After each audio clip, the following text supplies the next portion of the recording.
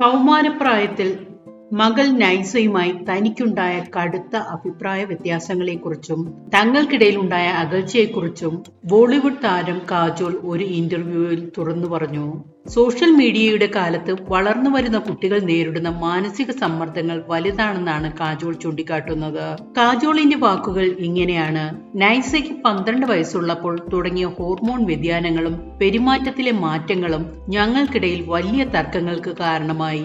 ഏകദേശം 3 വർഷത്തോളം ഞങ്ങൾ രണ്ടുപേരും യുക്തിരഹിതമായി പെരുമാറുകയും പരസ്പരം സംസാരിക്കാൻ പോലും തയ്യാറാവാത്ത വിധം അകന്നു പോവുകയും ചെയ്തിരുന്നു.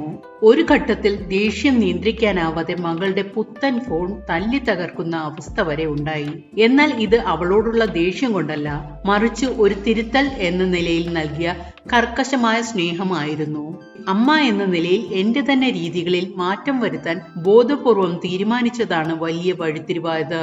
നിരന്തരം ഉപദേശിക്കുന്നതിനും നിർദ്ദേശങ്ങൾ നൽകുന്നതിനും പകരം മകൾക്ക് പറയാനുള്ളത് ക്ഷമയോടെ കേൾക്കാൻ തയ്യാറായതാണ് ഞങ്ങൾക്കിടയിലെ മഞ്ഞുരുക്കിയത്. മക്കൾ പറയുന്നത് കേൾക്കുക എന്നതാണ് അവരെ വളർത്തുന്നതിൽ ഞാൻ പഠിച്ച ഏറ്റവും വലിയ പാഠം. 1999 വിവാഹിതരായ അജയ് ദേവ്ഗണിനും കാജോളിനും നൈസയെ കൂടാതെ യുഗ് എന്നൊരു മകൻ കൂടിയുണ്ട്. കൗമാരക്കാരായ മക്കളുമായി സഹാനുഭൂതിയോടെയുള്ള ബന്ധം കെട്ടിപ്പടുക്കേണ്ടതിന്റെ പ്രാധാന്യമാണ് കാജോൾ ഊന്നിപ്പറയുന്നത്.